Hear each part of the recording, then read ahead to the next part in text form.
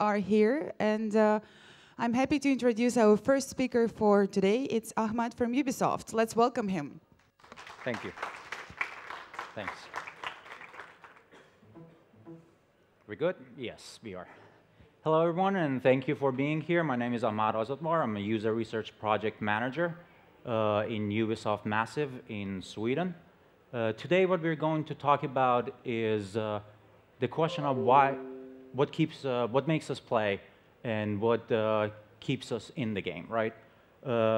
And with that, we're going to go through psychological characteristics of a player that would stay in the game and also engage with others in that game, because those are the characteristics that we deem as an elite agent in our flagship project, Tom Clancy's Division, and in other under development projects that we have there. So we are technically making games as a service is what you have heard as buzzwords. So let's just get into it. Traditionally, when we talk about video games and like experience of play, we isolate that instance of play and look at factors that happen within that instance of play.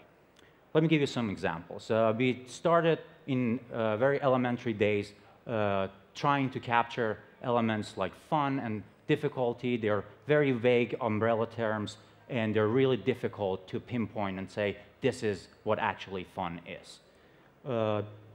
At the same time, what we did through game analytics was to capture game performance metrics, such as kill-death ratio, and like when player did something, we feed them those information back as trophies and achievements and whatnot. Today, with the evolution of game analytics methods, we see practices like machine learning and social network analysis becoming more prominent and actually give us insight, like you saw in Alessandro's presentation yesterday, that with a clever look at factors of social media analysis, we can pinpoint or identify a certain group of players that, by and large, impact and very significantly impact their group of friends in terms of playtime, comparing to power users, which are the top 5% performers of the game. So these players that we call them social butterflies, they impact players around them 18%, and that's 13% more than what power users do. Other metrics that we use and we experiment with are biometrics, eye tracking, galvanic skin response, heart rate variability are the most prominent ones that we are using. These methods are less intrusive in their data collection, but they're also more expensive to collect and analyze. With the evolution of game analytics methods, they are becoming more and more adjusted or appropriated for looking at the experience of the play. Finally, there is other studies trying to capture or trying to map elements of games or building blocks of the games and how they would connect to one another, and how we would go through like archetypical profiling practices to link them together and understand what aspect or what features keeps players in the game.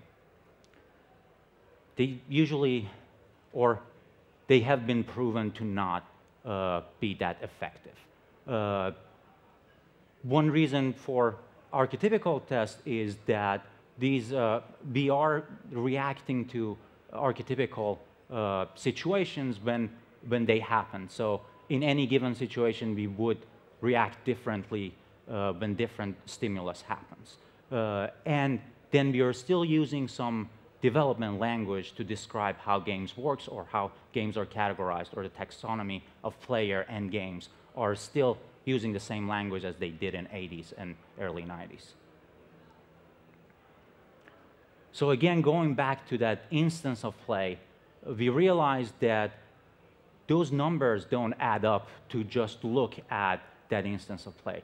What I'm talking about is hundreds of hours of gameplay, sometimes in a given month, right? So that way, the player had to have a block of time in every day associated to gaming. and that makes gaming part of their everyday life. And it is within this context that we have to consider the experience of games. So what we did was try to build a meta theory that looks at all the historical context, political context, psychosocial mapping of the player, how they understand their surroundings, how they make up their routines on every day, and understand how all of that maps into how we realize our game habits. First one is what we talked about, those moment-to-moment interactions. We call them like stimulus load. And we do that through haptics, we do that through audiovisual stimulation, and this is what we are really good at. We have perfected this through research and iteration of playtesting. Another one is cognition. Our limitation and capabilities of our brain in understanding logics and internalizing and being conditioned by how the game logic works, how the UI navigates, stuff like that. Neuroscientist or your traditional UX designer would help you streamline this process. From psychoanalytical theory, we know that the stories we tell about ourselves, the way we know ourselves, and the stories we tell about ourselves to ourselves and to others makes up how we understand fantasy around main characters, around heroes in the game, and characters that we empathize with. Our understanding of work, of repetition, of compensation, builds up our perception of in-game repetition, compulsion loops, progression loops. All of that plays into this rewards. It's almost surreal that we have not worked with labor value theory when we want to talk about game progression. And finally, what we perceive as just and moral and appropriate, by and large, forms our behaviors toward others in a social environment, anonymity and privacy included in the context of a video game. So putting that picture together would make a conscious game, would make a game that has accounted for players' everyday life, players' habit and players' history and their perception of the world around them. But that's not it. Pacing matters in which sequences you are introducing your action, or like how close they are to one another matters. Another thing that matters is, again, those sequences and what comes after the other. And maybe the possibility of us giving the players those activities and then letting them choose their own sequence of actions. And of course, everything has to fall under the context that your fantasy is based on. So pacing, sequencing, and contextualization. So what we did, we put all of that together in a blender of some sort, and we made a library of surveys, and we targeted a bunch of players randomly, and we had them to do in their own time, go through all of them, and answer all of our questions about these topics. What ended up happening was we were able to create a picture of an ideal player, a player that would stay in the game for longer hours and would engage in group play. Oh, of course, what else we did was that we looked at 3 years of play data and cross-map all of that together. Of course, we went through the anonymizing and abiding GDPR rules, as we should. These are the statements that are bound to explain this factor that I call technophilia. It is called that because it has the characteristics of eagerness for technology, for sharing privacy, and for playing with others and study them while playing.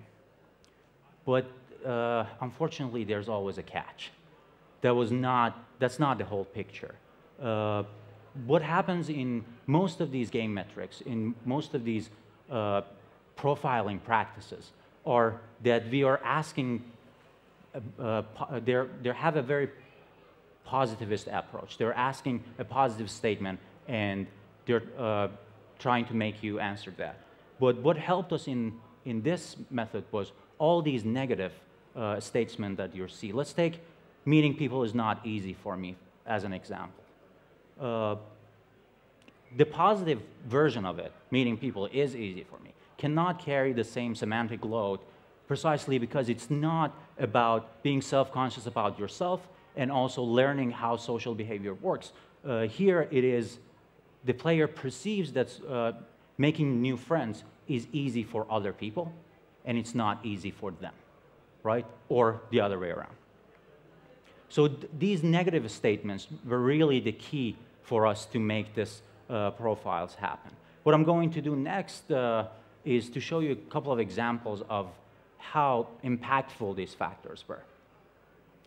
Here are 3 models: Yeast, social, UPEC relatedness, technophilia. I'm going to give you a quick rundown of what they are. On the other side, you will see every year that we went through of collecting their data. So 2016 is blue, orange is 17, and gray is 2018 till end of August, if I'm not mistaken.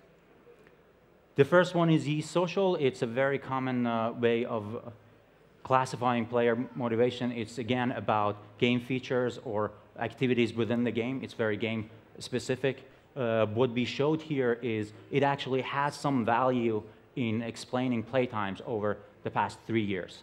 But it stays at 0.1, around 0.1 coefficient correlation. We developed our own based on self-determination theory a couple of years back. A lot of games in Ubisoft are still using it. It has over 100K respondents. We try to use machine learning processes to infer players' motivation from it. And as you can see, it has a little bit higher rate of correlating with playtime throughout the past 3 years.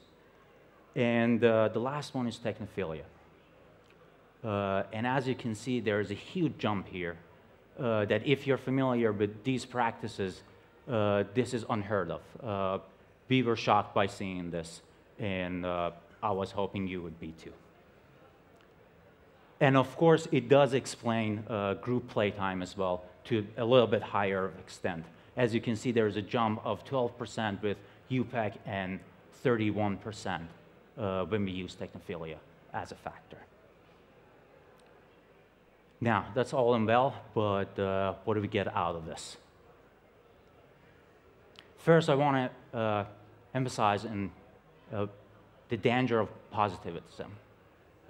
As opposed to looking at games that what they can add to our experience, if we look at what voids they fill in our lack of experience, we include a huge chunk of information that we didn't think of. Again, looking back at the habitual, everyday routine of the gamers, this falls or like fills those cracks that if you're working and your work is not pleasurable, it's not compensated enough, then you seek refuge in something that has clear rules, that's fair, and that pays well in compliments and rewards with predefined rules. Second, say no to single methods. Always use multi-methods because you give yourself a chance to look at the same problem from different angles.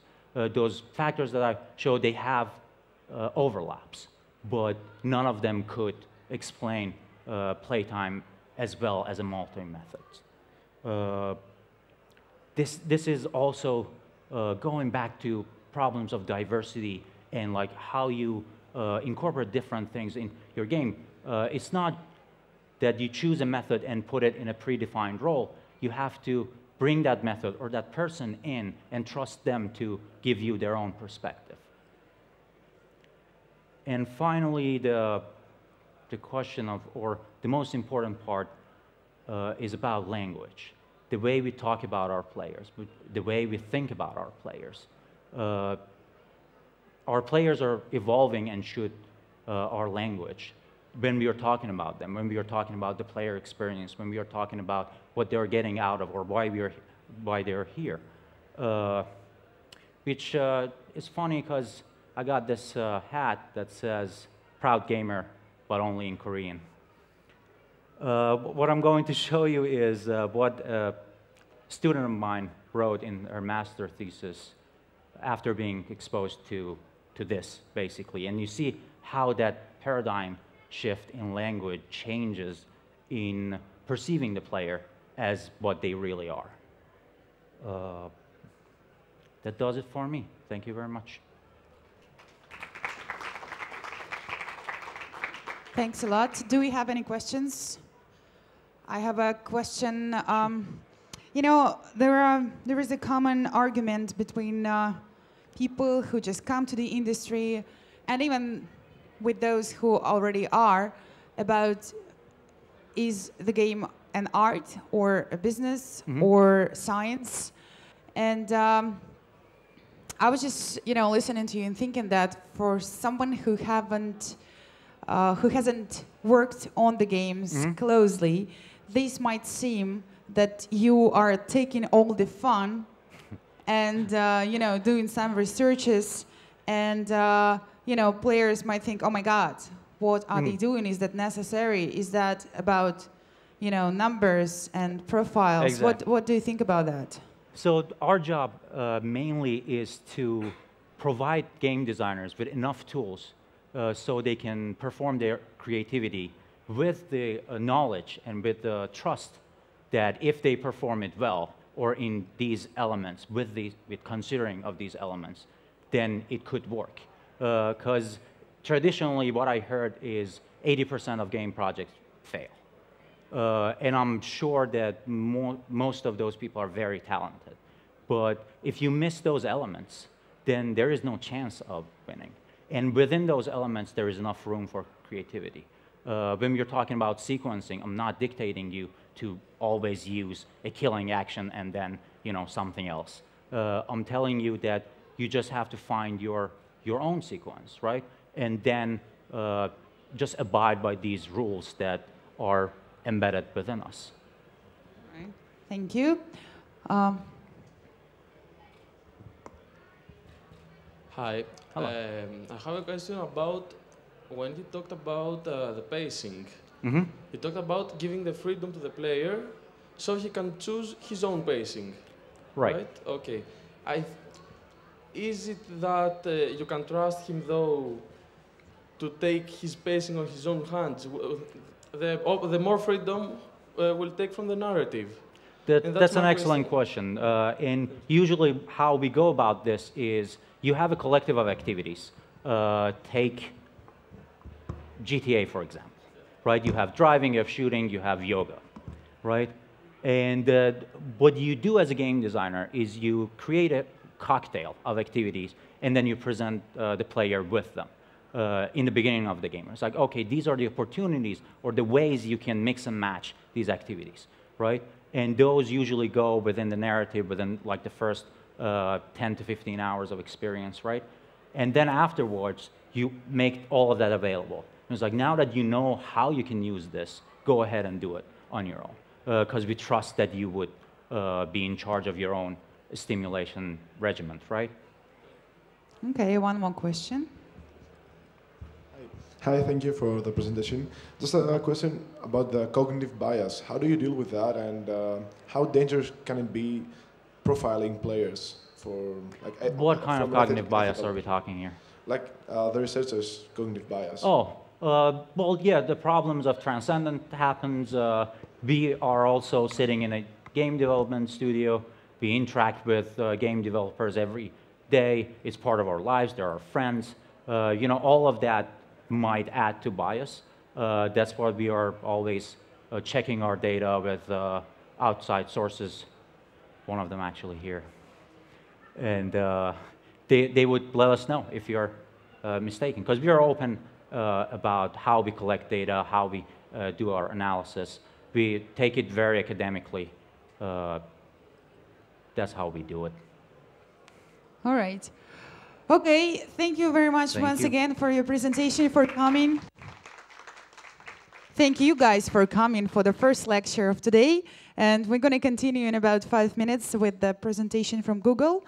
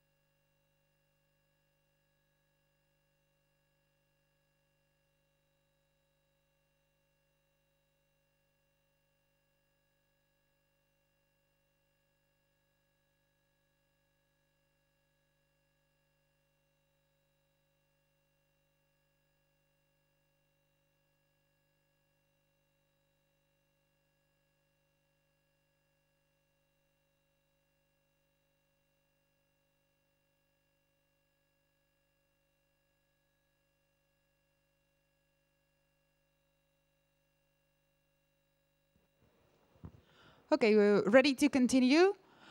Our next session will be about machine learning and how it can help with advertising. And I'm giving you Roberto De Muro from Google. Hello. Do you hear me? Okay. Thank you. All right.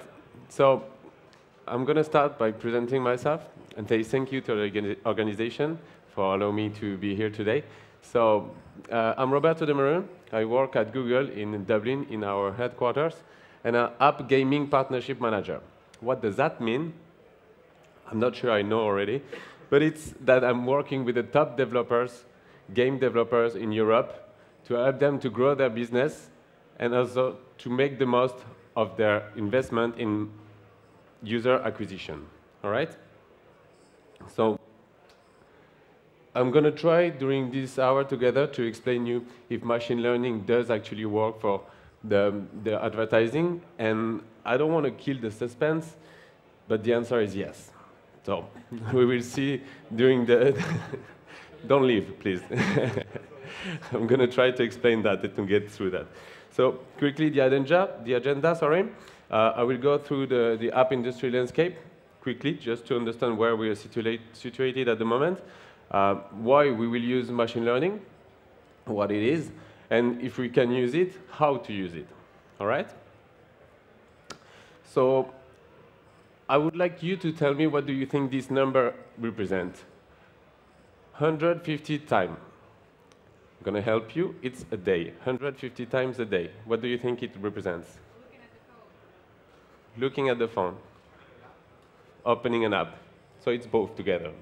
Opening the phone and looking in an app. So it's like more than 150 times a day we open our phone and an app. So it's pretty incredible, and I'm sure you know that you're doing that as well. So I tried to set up a journey, a basic journey for you, from the time you wake up and you're reading some news to the end of the day you're watching a TV or a Netflix series or anything like that. So I tried to use several different apps, but of course it can be mainly 5 or 6 apps, all right? As well, on the gaming time, I used it once, but I'm sure it's more of that. Even for myself, I like to play when I have 5 minutes, any games. I won't tell you where I play, but everybody's doing it, all right? So that's the number that represents today our ecosystems, app ecosystem. 3.5 million apps on the Google Play Store and 2.2 million in the iOS Store. That's huge numbers. So what we can understand from this is like, it's great. Apps are great, it's growing, but it's super complicated to be seen from your users. And that's the difficult part. And with these numbers and the numbers we saw before, we will be like, easy. People are using their phone. They are using their apps. I just need to get an app, and let's go. Well, that's the first step, but there is a lot to do after that. On this graph from Comscore, you have on the left side, like more than 51% of the users that are not downloading any app during a month. So it means that you're using the app that you have on your phone already, right? So it's good when your users have your app, that's a great word, but when they don't have it, that's the problem. And you need to get through these users to have them using your app, all right? What do you think this represents? Search. Yes? Yes, exactly. So that's the Google Trends. So you might have seen that if you had the chance to come to our offices in Dublin or anyway. It's the live feed from the search. That's just a second, all right? I couldn't put the really live stream, but imagine how fast it goes and how it is. It's like, we cannot deal, as human beings, we cannot deal with that. And you have to know that 20% of the searches are new every day. Every day we have 20% new searches, so it's unpredictable as humans, okay? yeah, well, trillion of searches in a year. Just another number just to prove you that it's incredibly huge, and it's pretty difficult to deal with that as a human. It's actually impossible.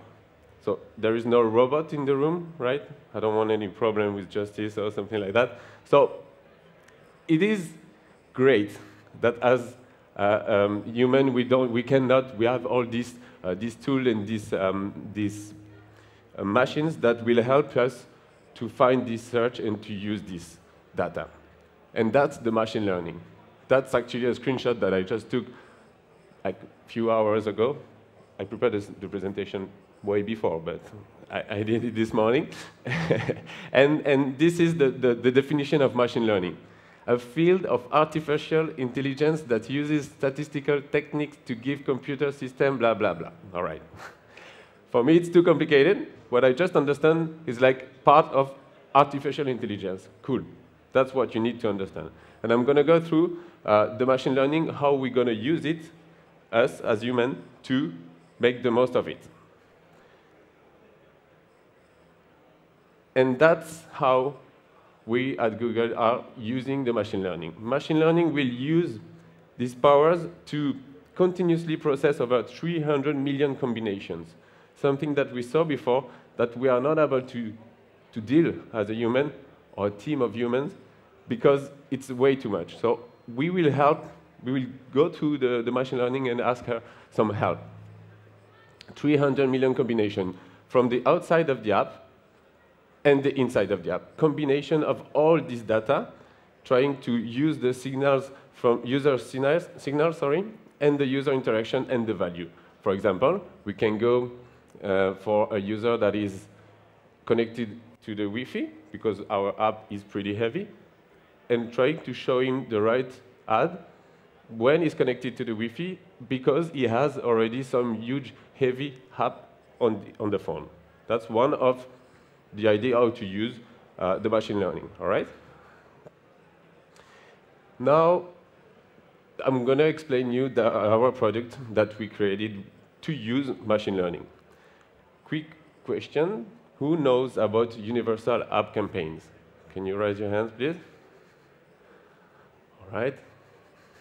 That's good. I see some familiar faces, some partners I'm working with, so I'm happy they raised their hand. So cool, but I have to be careful about what I'm going to say now.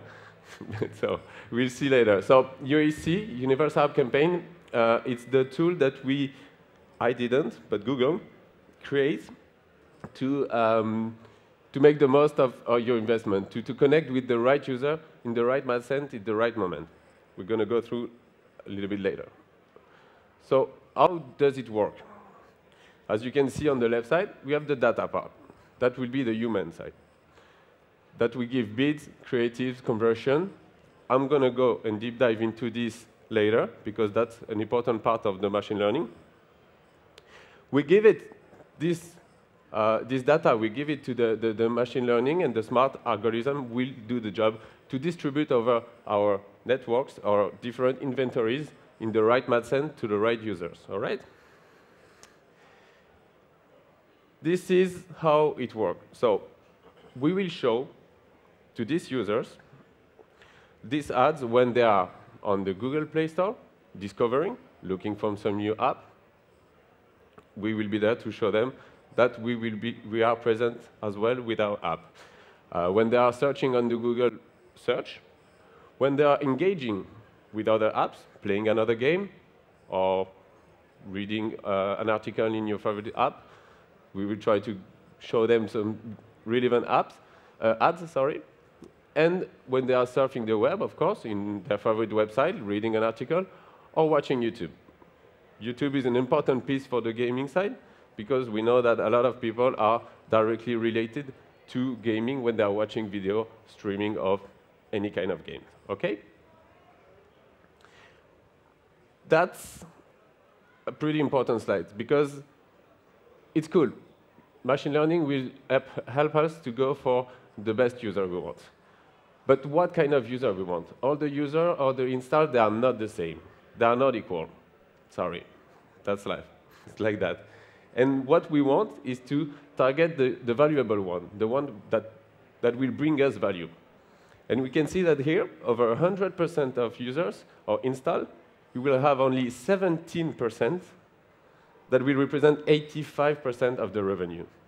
So I don't know for you guys, but if I were a developer and an advertiser, I would go for this number.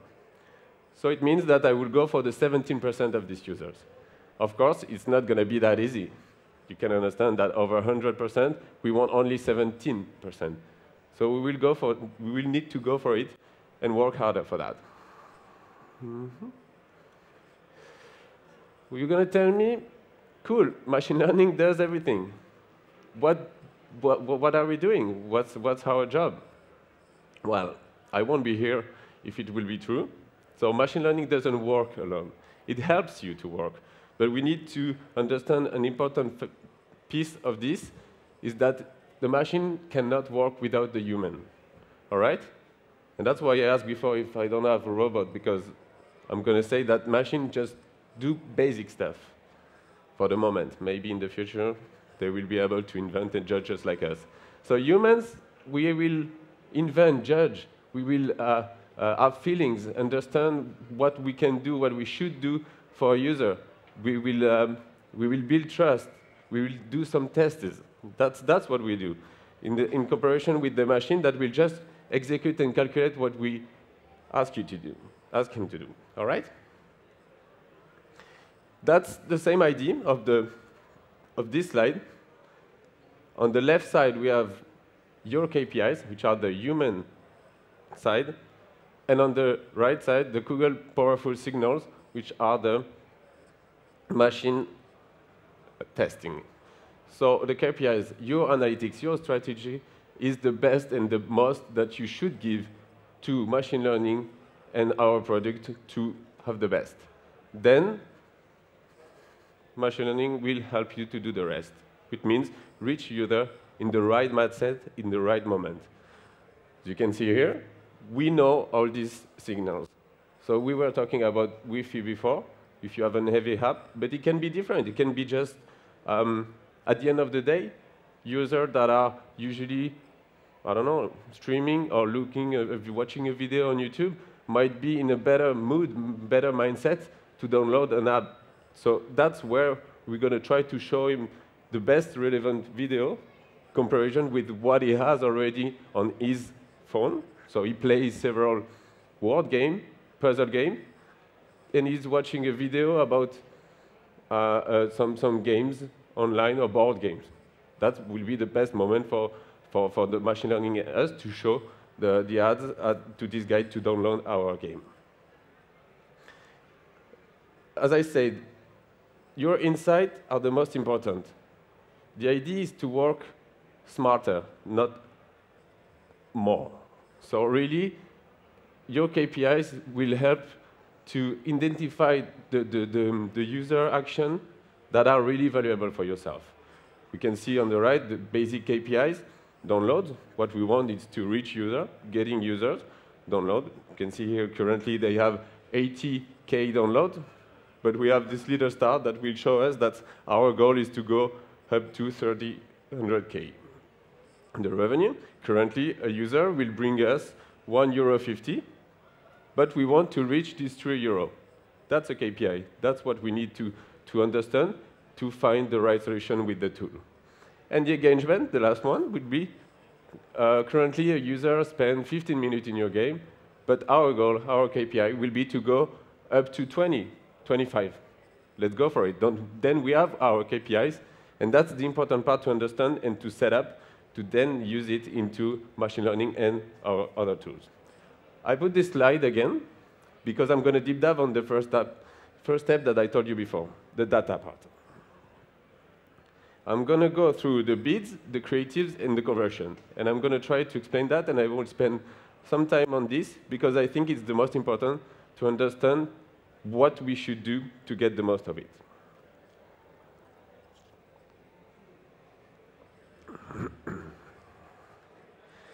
I'm going to start with the bid guidelines. The guidelines for the bids, it's pretty simple. Well, what a great sentence. Whatever goal you have, we have a product for you. That's nice. Do you want to buy now? Yes. So I'm just kidding about that, but that's true. That's what we are trying to do. And if we don't have at the moment the solution, we are working on it to get the next solution that will bring you the next valuable user. All right? UAC for install. As you can see, this little graph, we have the little arrow is more into the install volume. So that will be for the reach, right? So easy, quick setup, fast learning phase. We go on CPI, which means cost per install, and we will say, okay, I want to spend €1 or €2 for this user just for him to install my app. Cool. The problem is that on this one, we have no post-install consideration. It means that we don't know what the user will do with our app. Maybe we'll just download and then leave 1 week later. We don't know. That's why we have other systems. You have seen install advanced. You can see that the arrow moved a little bit through the in-app activity. And this time it's the same, so we will go for CPI, the install. So we will bid on user to download your app, but we will go for users that are most likely to do a certain kind of event that we will define together, all right? So this takes into account post-install events, but we have no possibility to pilot this install performance. That's why there is the third option, that is the UAC for action. That's my favorite. It's not my favorite because it's the best one, it's just my favorite because it's the toughest one. We need to work together. We need to talk with my client, with my partner. We need to discuss what kind of KPIs do you really want? Is this event a good one? Should we try another one? That's why I like it, because it's a challenge. It's a challenge, and it goes directly on your ROI or the ROAS that you want to. This one, of course, it's a little bit more complicated to get the user because we are directly bidding on the action that the user will do in the app. Can be a purchase, can be achieving level 20, can be just completing the tutorial, this kind of stuff.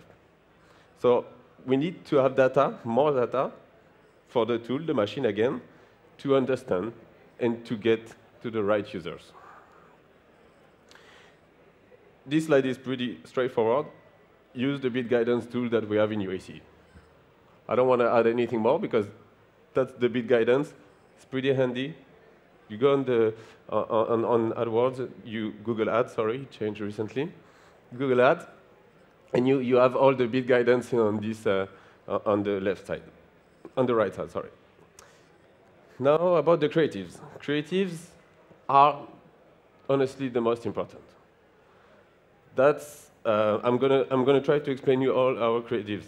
But it's not me saying that. It's not Google saying that. It's everyone saying that. Good creatives is good for business. And we can see on these numbers that the ad quality are impact on sales, of course. For effective creative, we increase the ROI by 2 times. Super. For contextual creative, you will have 63% increase on purchase intent. That's a number that talked for us. So before that, I want to be clear, because I'm going to talk a lot about assets on creatives. What does it mean? What is it? Assets, it's an ad component, such as text, video, image. Classic. That's what we ask you to provide us. That's the data, the food, I like to say, the food that we give to the machine learning to get the user. So it can be provided by yourself, if you have a studio, or you can create some creatives, or it can be created automatically by UAC. That's a great thing. When you don't have the money to invest for creative and asset, UAC can do it by himself by taking some image from your app from the Play Store. But of course, it's always better to go for the creative that you created and you know for your clients. The ad format is actually the specific format that a creative is rendered on. So it can be on the AdMob, can be on YouTube, and they are generated automatically by the machine, as we saw before, with different assets. The text that you gave, with the video that you gave, I'm going to show it on YouTube or AdMob. All right? We need to shift into an asset mindset in UAC. Again, we have on the both sides, input and output, the asset and the ad format. And each asset that you will give us on UAC will be used on our different networks. Play Store, with homepage, browse, search, on YouTube, native, Gmail, on AdMob, all sides. You have, for every kind of asset, you have different inventories that will be rich to get the right user that we were talking before, the valuable one, the 70%. All right? So that's why it's super important to have assets and good assets, because then we're going to use them to show that everywhere we can to get the right user. Image ad. We have, in UAC, you can use like up to 20, you can upload up to 20 videos and 20 images. That's the top 10, the 10 format available for images. If you don't have the time, the money, or maybe you just don't want, you don't have to upload this 21. You don't have to use these 10 formats. But please use the priority ranking. The portrait interstitial, the landscape interstitial are the best one, the square one. At least give us this good asset for the machine and the tool to get to use the most of your assets, right? Quick tips on how to deliver a great experience. That's really specific to gaming, but I would say it's the same for all the apps, but with gaming, you have some tips that change. So think about including the store badge, Play Store, iOS. That's a gauge of credibility for your clients. Then the best is to give all the assets that we ask you for. But go simple and use the design with minimal and accurate text. Don't need to be overcomplicated with a lot of colors. Just be simple, but get the message clear. All right?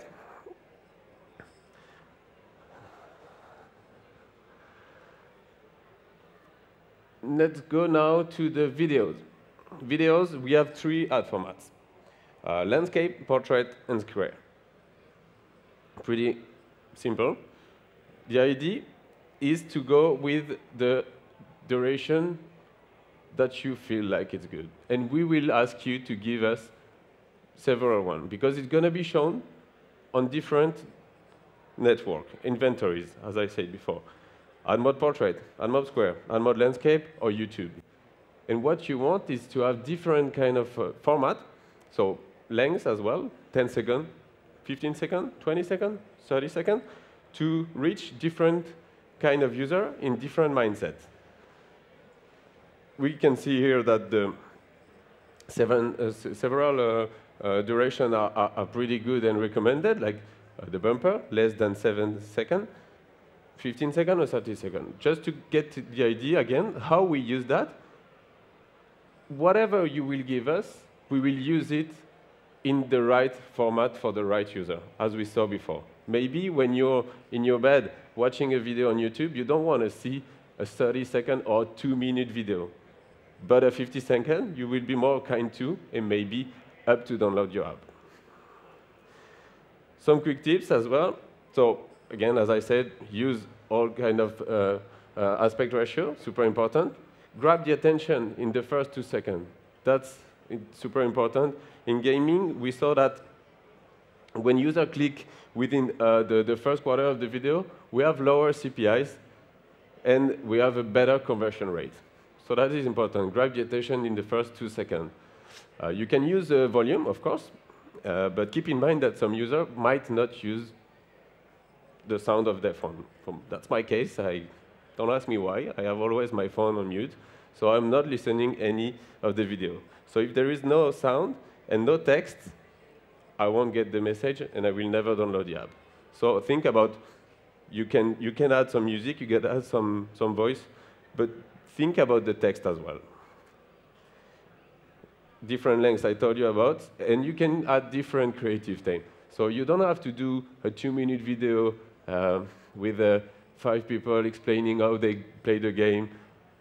You can do it, but please try something else also more simple, like gameplay, just your game, what you're selling actually to these people. You're showing them your app, so how you play, how you win, or you just enjoy the game. HTML5 ads, I won't spend a lot of time on this, but I think it's still important to mention it. It's pretty trendy, and it's working decently. It's pretty complicated to scale, but it's a nice one. I think everybody went through some HTML5 called playable. It's just that you have an ad that you can play. So I like that. For the moment, I never download a game, but I love to play this kind of game. So that's the next step of advertising. It's not an image, it's not a video, but you can play the game already. So that's pretty cool. That's where they appear, just to understand quickly. And some best practice. Again, it's not the cheapest one to create, honestly. So keep that in mind. It won't be the first one you will go for if you just created your game, but that's something that it's pretty cool at the moment and pretty trendy.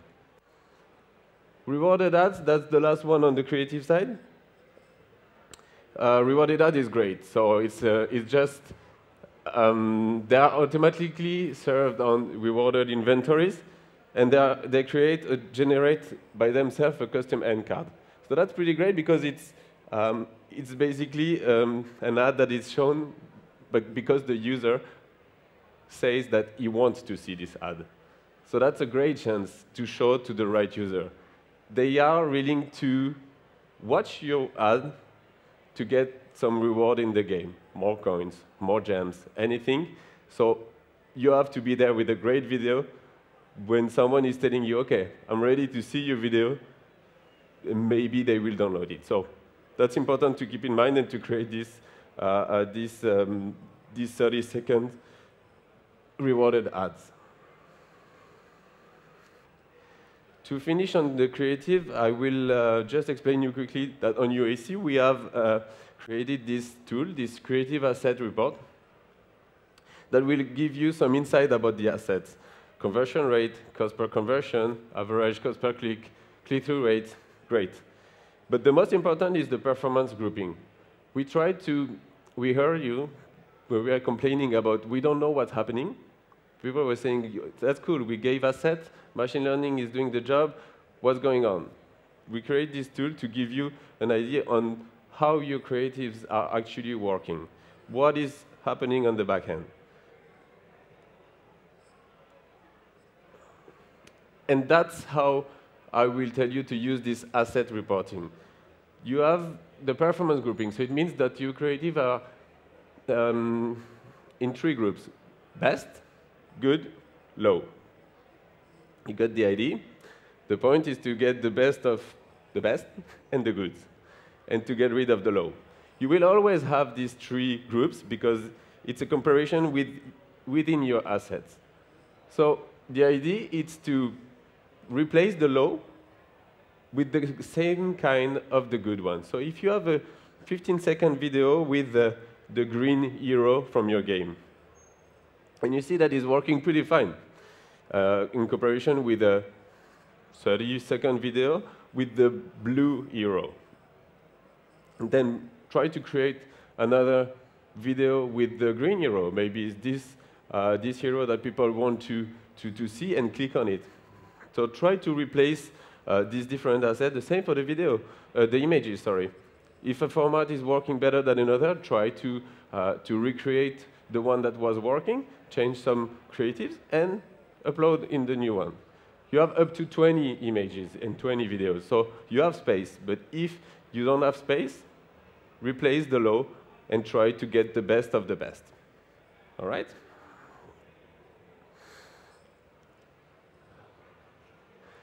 Now we're going to talk about the in-app conversions. And what does that mean? It's just to identify, they will help us to identify the users that are likely to do anything you want. What is valuable for you? If tomorrow I ask you, okay, you have your game, what kind of user do you want? We saw the KPIs before. Do you want just users that install your app? Or do you want them to purchase? Or do you want them to stay forever? Well, we want that. We want the three of them, I know that. But we have to make our mind and understand what is really important for us and valuable.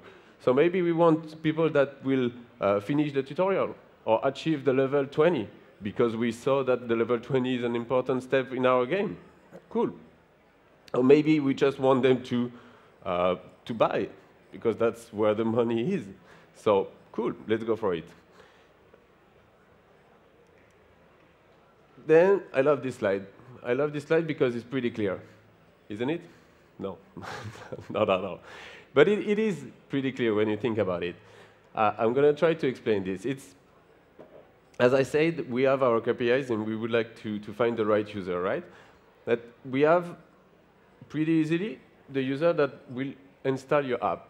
But then, valuable user might be in the tutorial completion, might be when they invite or share on the social medias, or when they play, as I said, the level 20, or just because they played more than an hour in 5 days. That's what we want. Or, as we said at the end, when they buy. That's what we all want. The problem, as you see here, it's a little bit smaller than all the rest.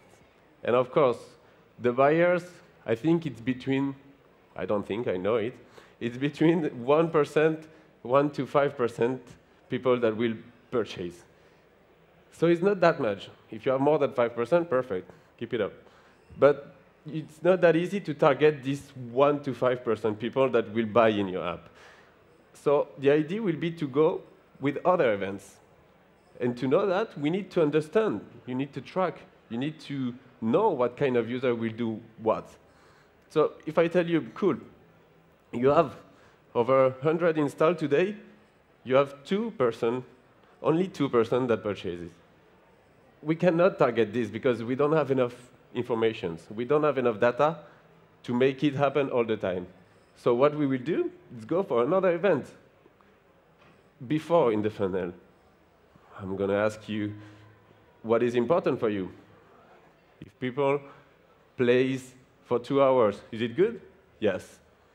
Then let's create a conversion, an in-app event to track people that will play 2 hours in the first 5 days. Or let's see, level 10, is it good for you? No, level 10 is not that great because the tutorial is level 5, so people will play 2 minutes more, then will arrive to the level 10. Cool. Let's go for the level 15 maybe, or 20. That we can see that level 20, let's say here, we can see that people that reaches the level 20 are more likely to go for a purchase. So if we have 100 installs, right? 95% tutorial completion, 95 people that finish the tutorial. Then we have 80 of these 100 that invite to share on Facebook, and we have 50 that reaches the level 20, and only 5 that purchases. We cannot target the buyer, so what should we do? Should we go for the level 20 or the tutorial completion? Your choice. I would try to go for the level 20 because we have 50% of the installs that will go there, and then they will have more chance to purchase, right? So we want to get these users that will play in your game, that will stay, and that at the end will be likely to buy. All right?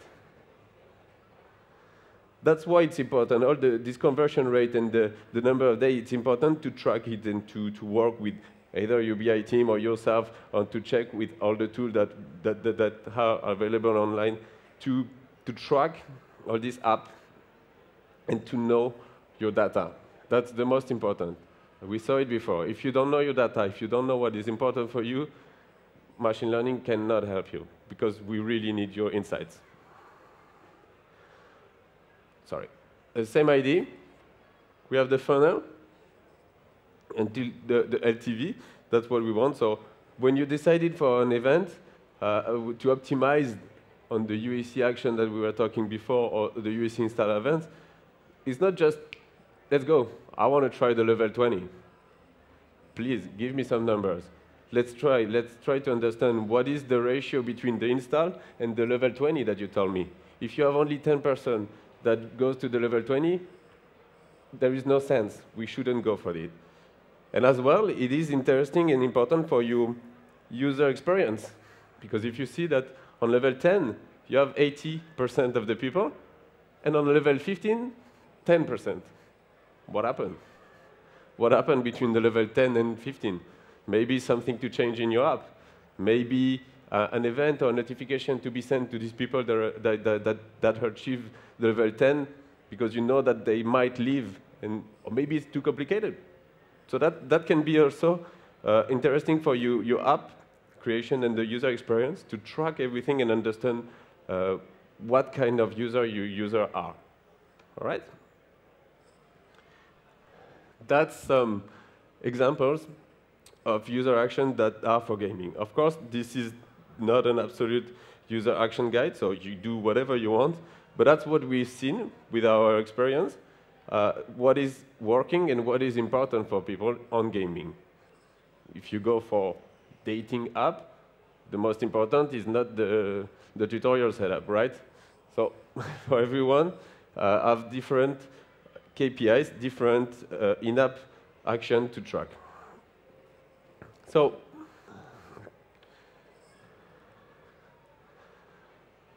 here we go about the user action. How to track this? How can we track all these in-app events that we were talking before, and then now we have it. We're like, okay, I understand. What is important is to track inside on my app. You can do it by using this Google App Attribution Partner. That is pretty straightforward. So we're working with different companies. You can see here that help us to track and to give us our the accurate numbers, right? Because Google can say we had 200 installed yesterday, but maybe on the other side our competitors will tell us, well, this app, this download comes for us. That's why there is these companies, Adjust, Adways, AppsFlyer, AppSolar, and goes on, to help us to try and find the accurate numbers. It's pretty easy to set up on their side. Then you just have to copy a link. It's called link ID that you import in our AdWords, and you're all set.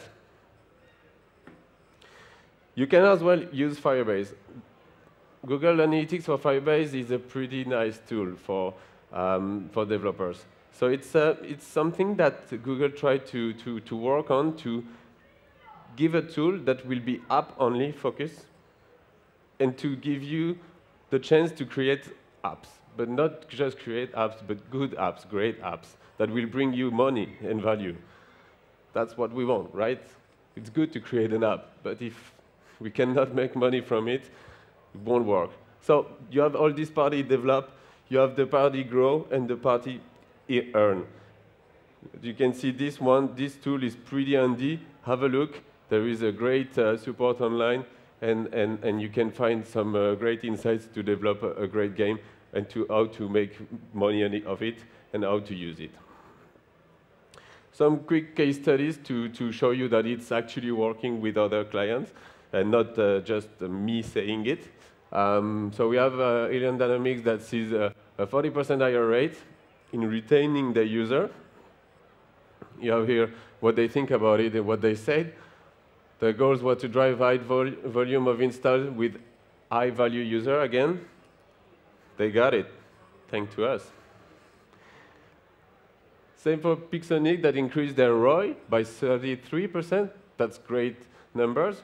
And things that works well because they were working with UAC and getting their KPIs up to date and giving it to us. Same for Product Madness. And of course, I don't want to give names, but I knew they're going to be here, so I had this slide just before. And no, it's a good example because it's one of the partner I work with, and they got lowering their CPI by 26% and the CPA, the cost per action that we saw before, by 6%.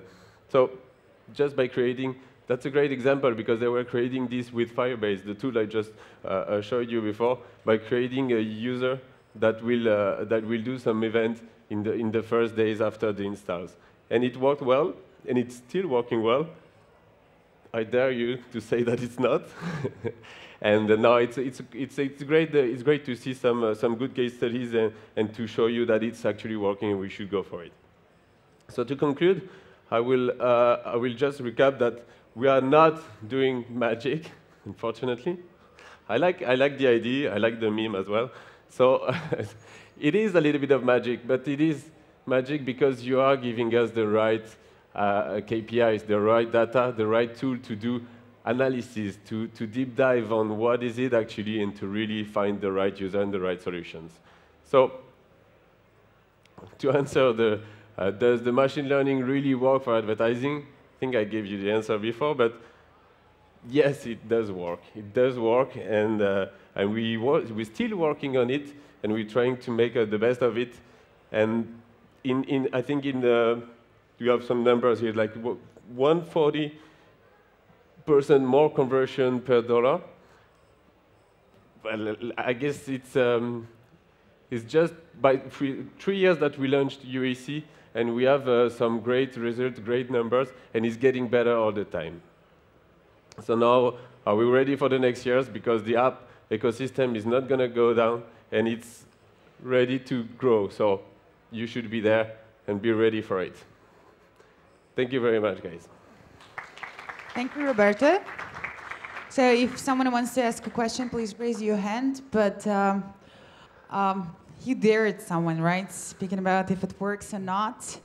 So I would say that if you run a poll among developers who tried or heard about universal app campaigns, I would say 50% would say it doesn't work. The other 50 would say it does. Those who... You did the poll? Sorry? You did it? Kind of, like not official, but so we tried universal app campaigns, like ourselves, right, as a developer. The biggest problem is that you say it's not magic, but it kind of looks like magic. So you put the money, you set the budget, and then your money disappears, and the answer, nothing is happening, and the answer is like, wait a little. The machine has to learn. It's like, you know, it should understand what exactly you're doing, but the money is gone. And the biggest... It's gone for the day. It's a daily budget. Yes, and it's like, for example, when you buy installs on Facebook, you set all the targets, right? You pay, you see what you're paying for. With universal apps campaigns, it's like you don't, and it's kind of frustrating. Yes, it can be frustrating, and so I understand, and we understand that, and that's why we are working on everything we can to make this clear for you. And how we do that, we saw it, is to get for the right strategy and the right event and the valuable user. So again, you tell me you went for the user, the install, and the money was gone. Well, the money is gone for the moment, but the idea is that you will get it back. So we're still hoping. We're still getting in there. So first, I will tell you that it's a great subject to talk to, and you should come to me or anyone that is working in my team to find the right users that you want. Because at some point, you're telling me that you just added money and said, OK, I want installs. That's not what I explained. You are missing the human side and the KPI side from the machine learning, and we need that. So if you're telling me that, and it's like, yeah, we don't see the money back, it's like, okay, but tell me, what is it for you? How you want to get this money back? Is the user, you want just the user to install your app? Cool, you have it. We want the user to pay in our app. That's you know, what that's everybody wants. That's exactly. what everybody wants. But honestly, after this the explanation, it's more clear for you now? Would you set up the same campaign, or would you go for a different one? I don't know, we're just testing. Well, the good thing is that there are opportunities like that, right? That it's happening and something is changing. But yeah, we'll talk in a month, okay? I'll tell you the results, if I'm happy or not. But in a month, it might be not enough. It depends, again, it's of your in-app purchase. So, and that's the point. So if there are no results, soon, you cannot stop doing that because you've already invested. And now you're waiting and you're kind of investing more and more. But that's what I wanted to tell. Tricky. We don't want you just to invest and then see in a month what's happening. We want you to invest in the right one. How? By having the right creatives and the right user that you want to target. So if you say like, okay, let's go in a month, I don't want to let you see what's happening in the month. I want to talk to you now and let you try the right campaign with the right creatives and the right user that you want to target. Because if you say, okay, so we're going to try to invest more now and we see what's going on. No, that's not what we want. It doesn't. That's not money for me. It's not money that we're just winning like that. The idea is to get really a good campaign that is working through our setups and also what you really want. So if tomorrow you say, okay, no, I will invest more, I understand what's happening, I will really ask you to go deep in your app and understand what kind of user do you want. You want the people that are buying? Sorry, there is not many. We saw like only 2 over 100. Maybe we should go for an event that happened just before, a level or anything. All right?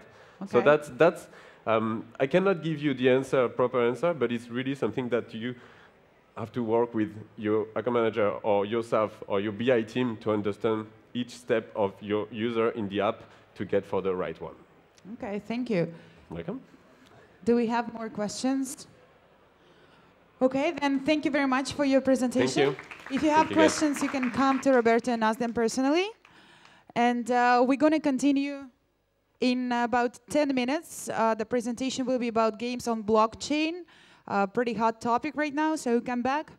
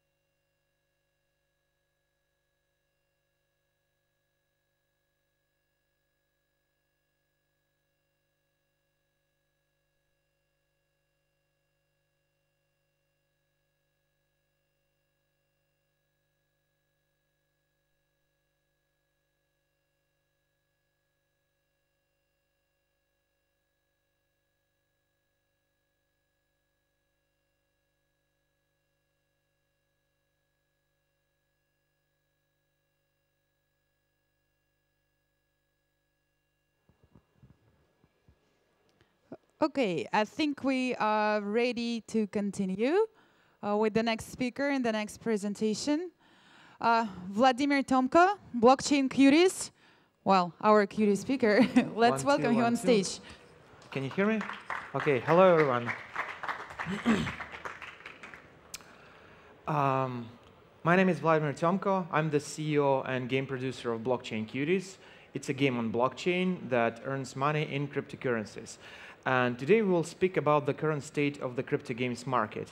And first of all, why we're speaking about crypto game market. Basically because majority of you here are game developers and you're doing games, and a lot of the traditional markets like PC market, native mobile market, they are overcrowded with competition. There are a lot of understandable things you need to do there, but it requires a lot of money. And the market is very red.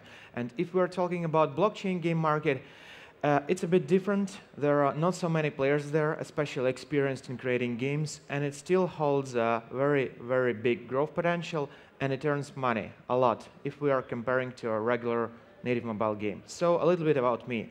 I'm in the gaming industry for 14 years. I was a game producer in Odnoklassniki, it's Russia's largest entertainment social network. There I helped different game developers to increase revenue of their projects. I did some fintech stuff at 47 and I'm still doing it. I'm a chief marketing officer there. And since the beginning of this year, I have my own blockchain game project. It's Blockchain Cuties. Right now, it is around top 3, top 5 in terms of players and revenue in the world, according to DappRadar. And today I will share my experience and how the market landscape looks right now. So basically, what are the crypto games? Crypto games are games that offer player true ownership of their virtual assets. Like if you own something, it is on your wallet and developer can't change it. It is yours. You can trade it. You can do whatever you want with it, which is not present in the regular games. So there are other games that use crypto like casinos, but they don't hold the ownership. So today we will talk about those first type of games that really provide some value to the player. So let's speak about the values. Basically, when crypto gaming market appeared back in November last year, there were 4 major values. First one is that some very important assets need to be 100% owned by players. They should be tradable in your market, in any other secondary market, so players should be able to do whatever he wants with his assets.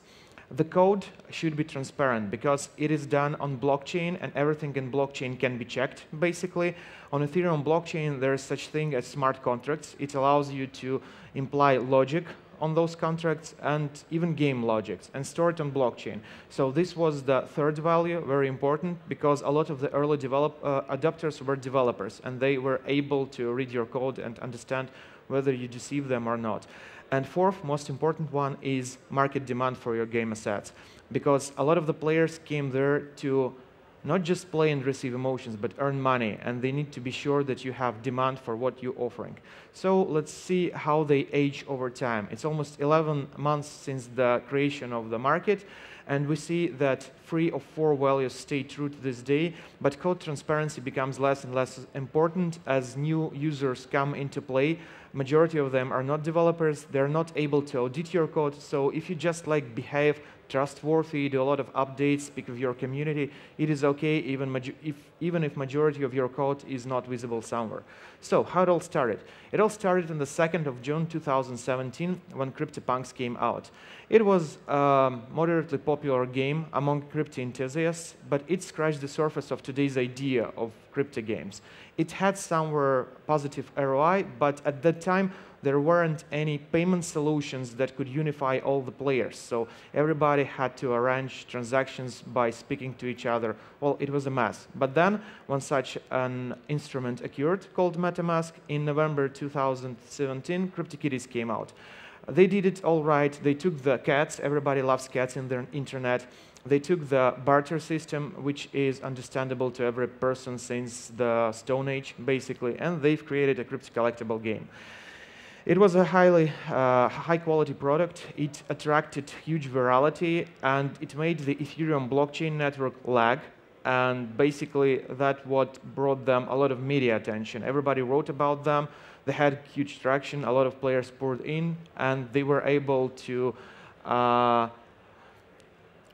earn around $2 million in 2 months. And this is like their own profits, and the total turnover was more than $24 million.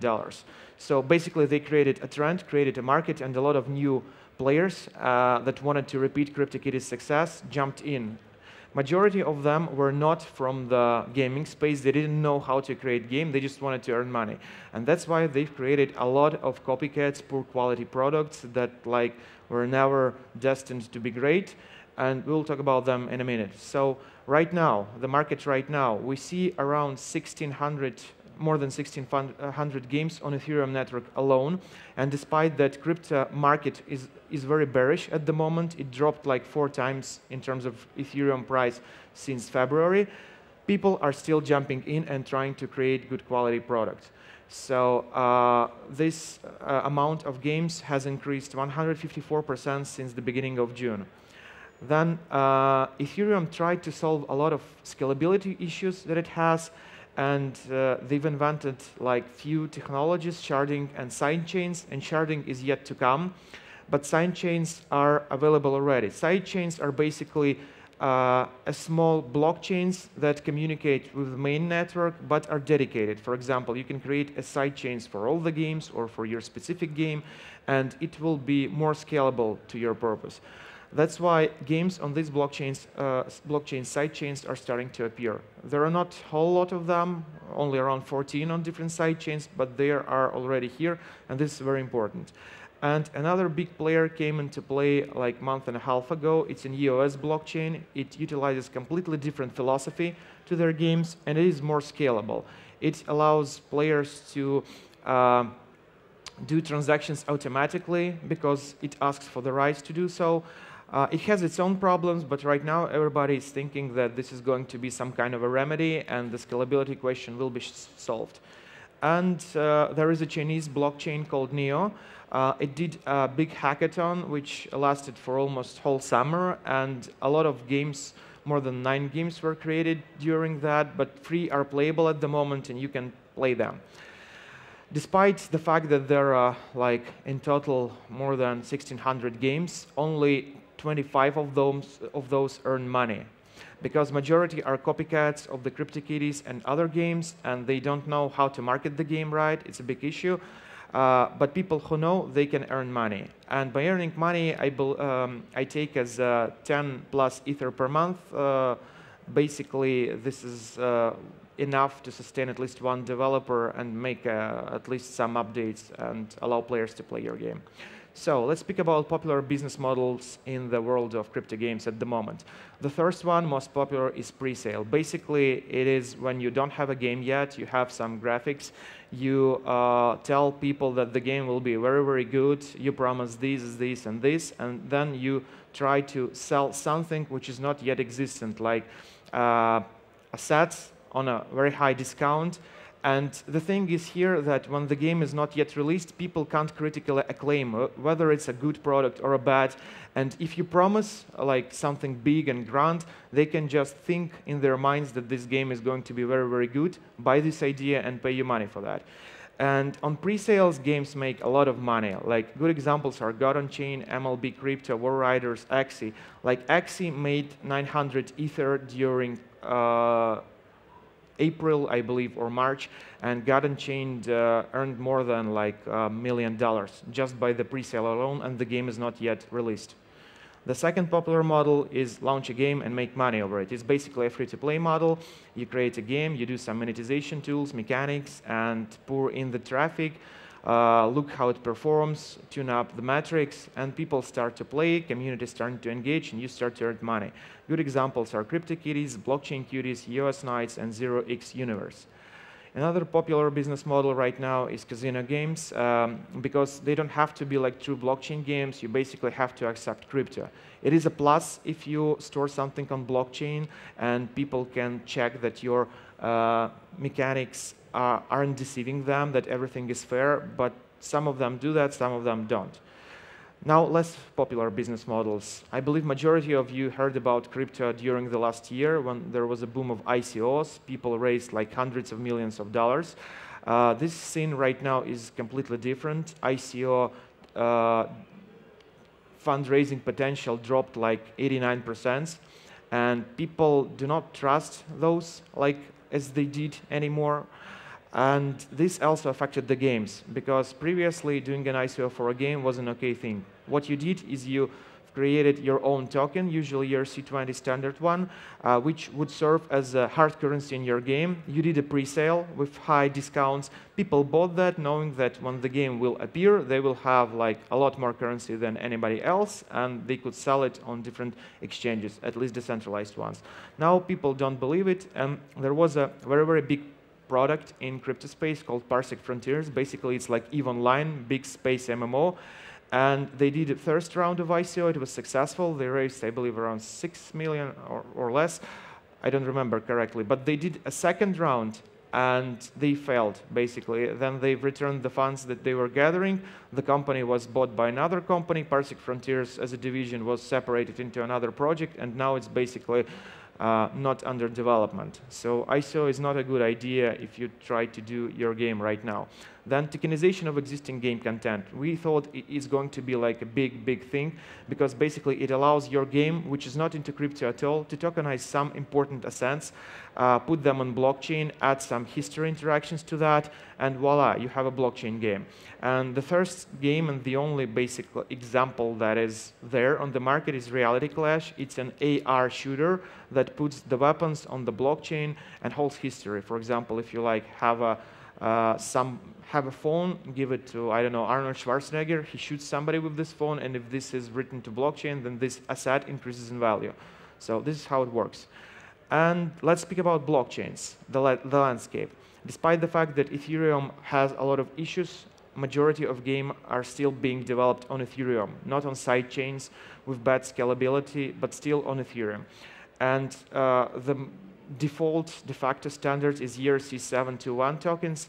It makes like coins non-fungible, which means if you take like $3, they are same in value, and you can exchange $1 for another one. But if you draw a mustache on Benjamin Franklin, a beard, a glasses, now they look completely different, and basically they are not the same. They're non-fungible. This is what it means. And there is another standard, ERC-1155 proposed. It allows to create both fungible and non-fungible tokens using the same protocol, but it's not being used at the moment. As I've said, games are starting to build up on Ethereum sidechains, and EOS came into play. EOS is the blockchain that during their ICO raised around $4 billion, so they're very, very rich. And everybody is trying to like believe in them and make games for that blockchain because they think that it is going to be the next big thing. And then there is another player in the room. It's Tron. They have a CEO, Justin Sun. He's very scandalous. He tweets a lot of different stuff on Twitter, and it raises a lot of traffic, a lot of attention. He buys big billboards in New York Square. So what he's doing, he's basically allowing the Ethereum smart contracts to be portable completely to his blockchain, and he would love to take all the great games on Ethereum to his blockchain and put it there. So despite those free blockchains, there are like underdogs and orthodox blockchains. It is Neo, free games playable, Spells of Genesis. This is the first game that was playable on mobile devices as a native app. They did some shenanigans there because it is not allowed. I will talk about that later, but it's on counterparty blockchain and it is playable. And another exotic one appears, it's Nebulous blockchain, some kind of an Asian blockchain where two games are already existent and you can even earn money there. There are some players. So let's speak about the trends. At the beginning of the year, mobile support was very, very bad. Basically, you had only one application. It was Toshi Wallet that allowed you to launch your web-based game in a web view and play it there. Right now, it's getting a lot better. A lot of players are here because this is a sustainable business to have this model, because you can take money for featuring, you can sell ads, and so on. And we now see better Unity plus blockchain solutions are being developed.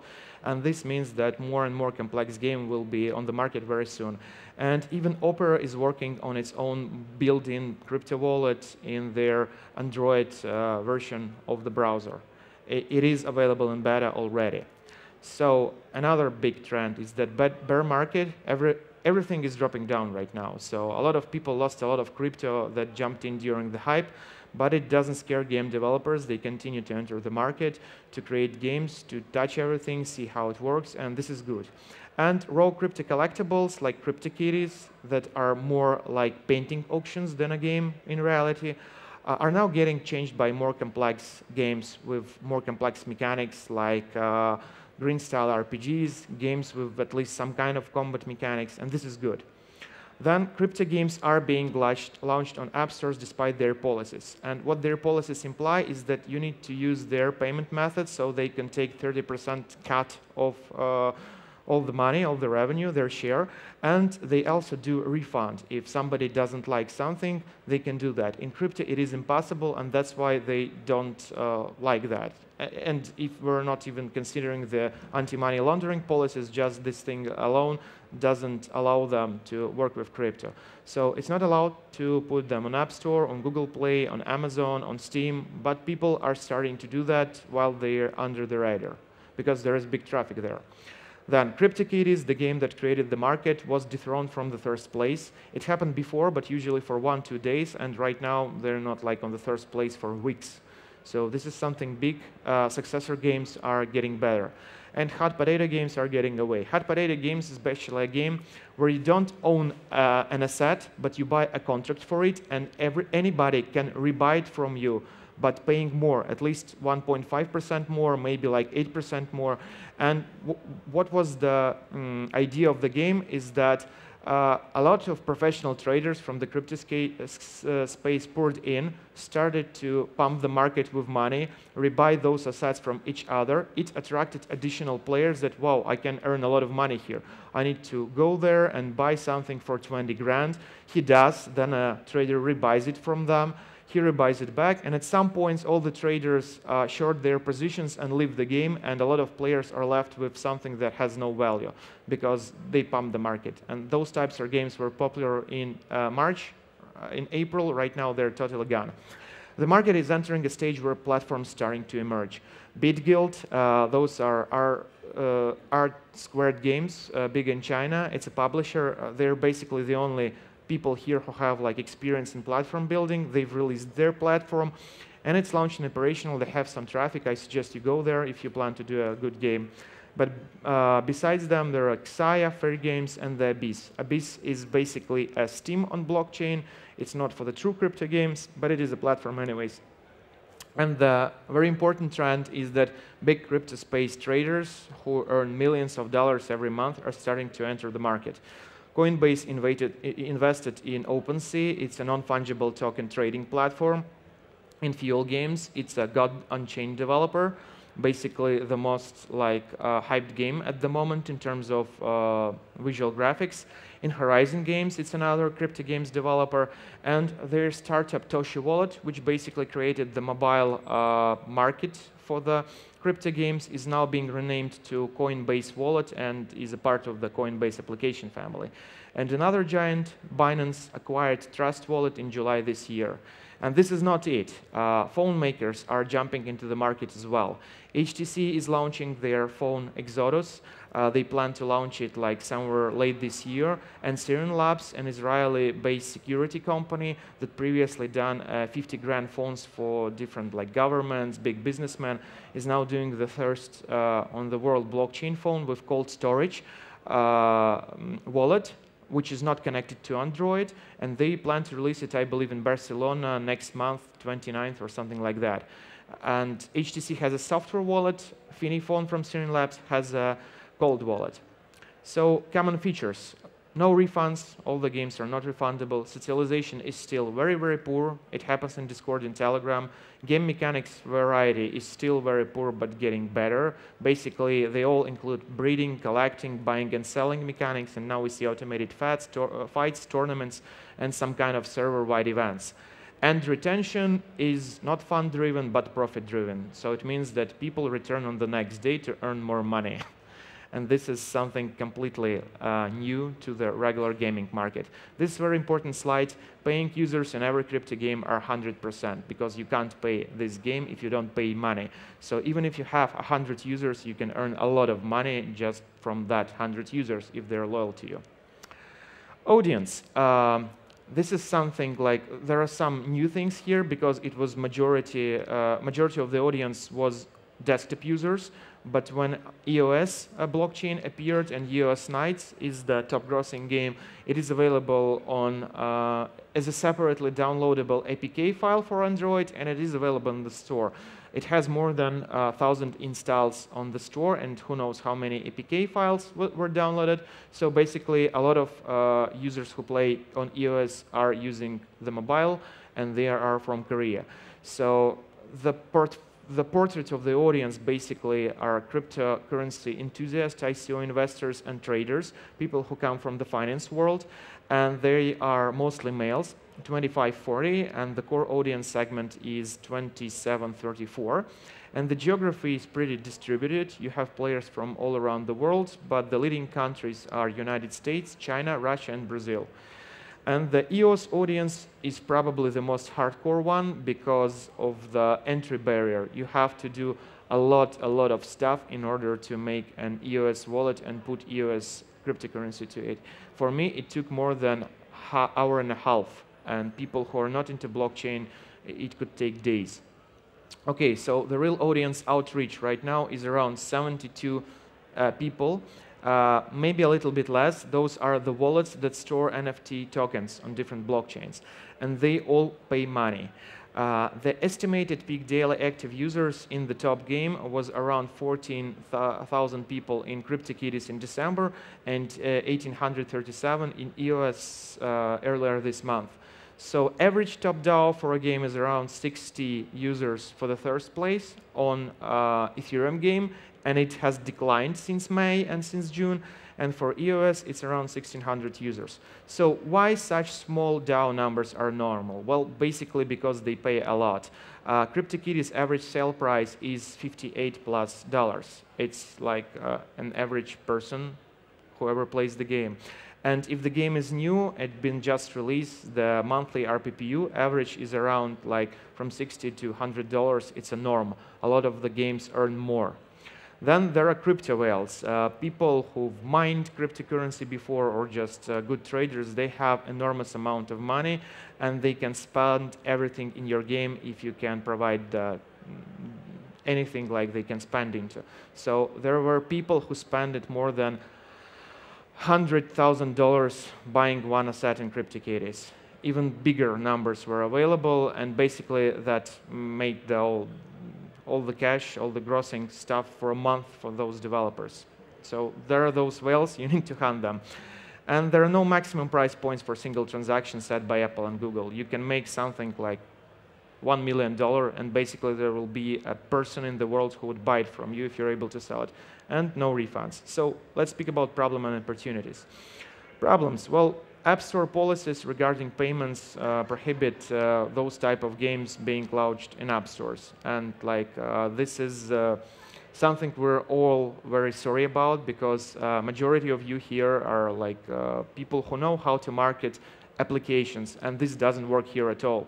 The marketing space is completely different. Then scalability problems. If Ethereum network lags, then every transaction people make in your game, they pay for it. They pay gas. And sometimes the transaction itself costs $1, and if the Ethereum network lags, you need to pay $15 more for a miner to make that transaction. So they have to like wait another day, and this brings some gameplay problems to the games. Then blockchain developers are very few, and they're usually very expensive. And a lot of the teams, small teams, cannot hire one because they don't have the budget. Then there are no regulations. Basically, crypto gaming space is a shady area because it's not fiat money. The money don't have history. You don't know where they came from. And a lot of big companies have problems with that. They won't dwell into this place until everything will be normally regulated. And traffic. Traffic is the #1 problem here, and I will tell you why. Well, first of all, there are no big platforms that provide you free traffic. You need to do it yourself the way you think fit.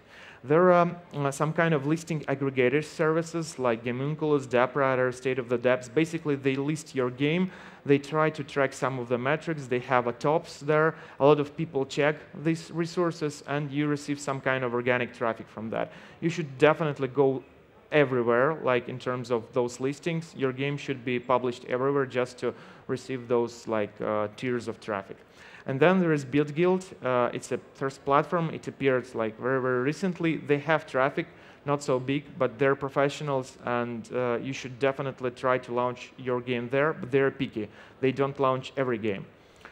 So here is the slide that I speak about traffic, the one that does work for crypto games without any magic involved, without any super connections. You can do it on your own. Basically, it's the non-fungible token wallets like Trust Wallet, Coinbase. You should be everywhere. You need to have partnerships with those wallets, ask for featuring. They do that from time to time for free. Then ads on dApp trackers like DappRadar, State of the Dapps. You need to buy ad space. It definitely has a positive ROI, like at least 1.2. So you should try that. Then there are crypto gaming media, and they are on a not very professional level at the moment, but they are very about community. So I suggest you try Crypto and Gamers. It's led by a guy named Max. He's very, very keen on the market growth. He tries to help everybody to provide as much traffic as he can. He can even provide you with some gameplay mechanics that works for his audience, and he's very open. Then there is Crypto Beat Games, D-Gaming, and other solutions. I suggest you go there and speak with those people. They're very open, and because the market is very small, there are no big snobs around who don't speak with you. Everybody would love to communicate with great product. Then there are RTB networks. It works, but the ROI is very poor, and you could still lose a lot of money there. There are crypto-related media like Cointelegraph. If you have budget, I suggest you do both banners and articles there, but the prices are very high. For example, one article can cost you 10 grand, but it will provide you high-quality audience. Then there is Bitcoin Talk. It's a de facto place for everything crypto, biggest forum there is. But there are a lot of bounty hunters, people who don't want to buy anything from you, but they are eager to help you if you pay them in your tokens, provide them with some items. So you can get a lot of people who will help your project grow with virality there. I suggest you do it anyways. Then there is Telegram. Everything crypto-related happens in Telegram Messenger. Even in Asia, they don't use Line, they don't use Kakao. WeChat is big in China, but mostly everything happens in Telegram, so you can do ads in groups, make some referral programs there. Twitter and YouTube influencers are very big. YouTubers are hard to work with because they want money, and Twitter are usually a bit less difficult to communicate, and basically they can bring you a lot of traffic because people who are playing those type of games, they have their Twitter celebrities followed, and they read what they write. Then Instagram is working if you're using some kind of third-party apps like Telegram. You can make such things as if somebody followed you, you can write them a message and provide them with a link, and you can do auto-follows to create an audience. So basically this works, but the ROI is bad, but it's basically free for you. And Medium is a blogging platform. It is very big in terms of crypto. A lot of everybody is using it, so there is a lot of traffic, and if you do it everything correctly, if you're able to gain top positions in gaming category, in blockchain, then you will receive a lot of good, high-quality organic traffic. So opportunities. Well, the opportunities are getting less because market is becoming more mature, and right now it is possible to do everything, but it requires more proficiency, more money. For example, in April, it would be easy to create something like DappRadar. which is already earning more than 100 grand of dollars per month. So right now it's pretty hard because everybody else has died out, and DappRider is de facto #1. Everybody goes there, but you could still try. But from my perspective, there are still fields that are not overcrowded. Basically, you can do a crypto game PR agency because nobody does this stuff and everybody requires it at the moment. And you could create high-quality crypto game news portals because the existing ones are more about community. They have not very good graphics, not very good user experience, majority of them, not all. So this space is still open. And let's speak about industry numbers. So those are for the last week based on DappRider. If we estimate them to like monthly revenue of top 20 games on Ethereum, then it would be around $2,300,000. And EOS only has 9 games released, so it's not comparable thing, but they still already earn more than 240K per month, and basically this whole grossing bucket is done by one game. So it is very lucrative in terms of people who come from native mobile market, because those numbers, if you want to achieve them there, you need to work a lot harder than you do in the crypto gaming space at the moment. And EOS being online in terms of gaming only for like about a month already makes 10% of what all Ethereum game market does. So if you're to enter right now, I suggest you either do it on a sidechain of Ethereum or go to EOS directly. Thank you for attention. If you have any questions, I'll be glad to answer them. Thank you, Vladimir. If there are live people in the audience, please let's thank him with the applause. Thank you. Does anyone want to ask a question? Okay.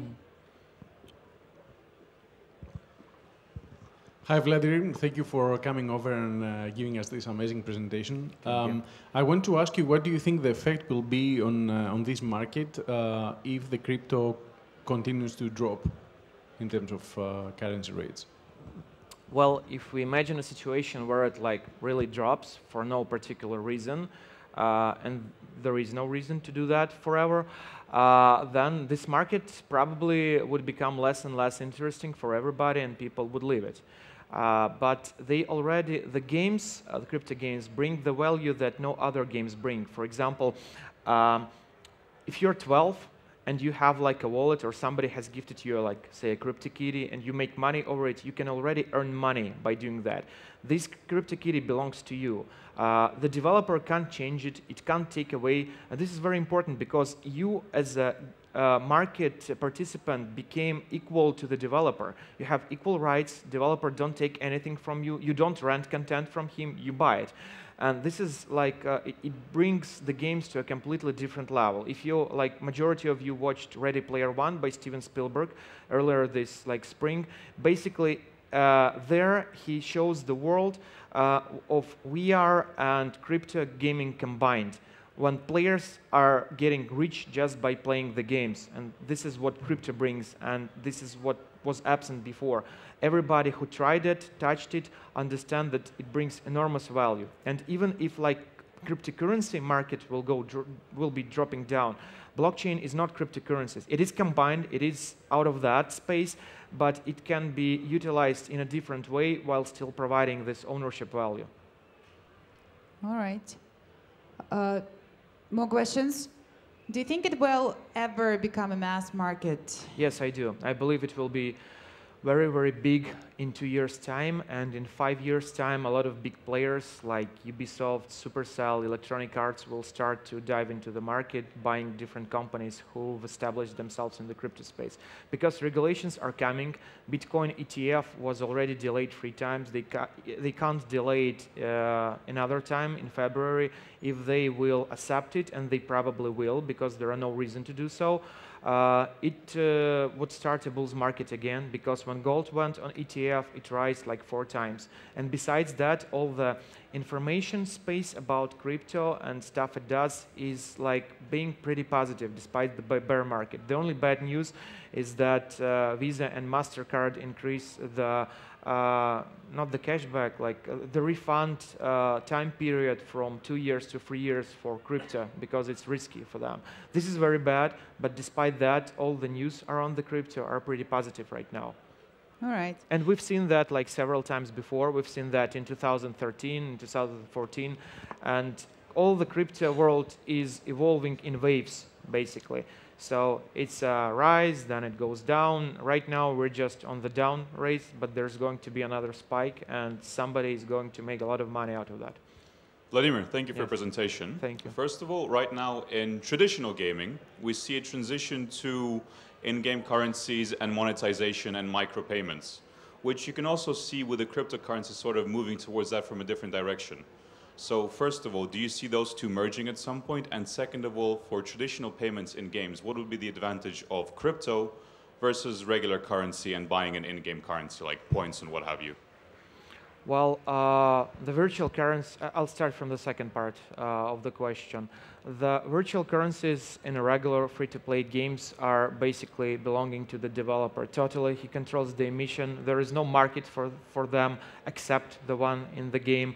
Nobody can see how many have been emissioned, so it's not transparent. Those coins are penny coins. And if you produce something on blockchain that is decentralized and stored on many different nodes, you can see the market cap, how many have been issued, whether it's like fair or not fair. So it is more like stable in terms of understanding and more trustworthy. And if we speak like about microtransactions, then yeah, EOS already does that. Basically, their philosophy is that you can do a lot of microtransactions, not just by paying gas, but like the whole free-to-play microtransaction thing is already appearing in their games. And the whole crypto gaming thing is built on top of the free-to-play of the microtransaction. It's just like scaling it, getting them bigger. It's making the microtransaction thing just the normal transaction market thing, where you buy something from a trader, from a merchant. You use your money however you wish. And people who are participating in the market does the same. So a lot of different collaboration, monetization schemes appear like out of nowhere, because not only developer try to create them, but player do that as well. So we have in crypto game like a player-generated tradable content and tradable mechanics. You can watch how they try to sell their assets and promote them in different Telegram groups. So they take even the marketing part on themselves in some occasions. And this is something new, way above just like normal microtransactions, which are already existent in crypto. Thank you. Thank you. All right, so Vladimir will be here to answer questions. If you want, you can come up to him. Thanks again for your presentation. And we're going to continue at 3 p.m. with the next speakers, so come back and now enjoy the break. Thank you.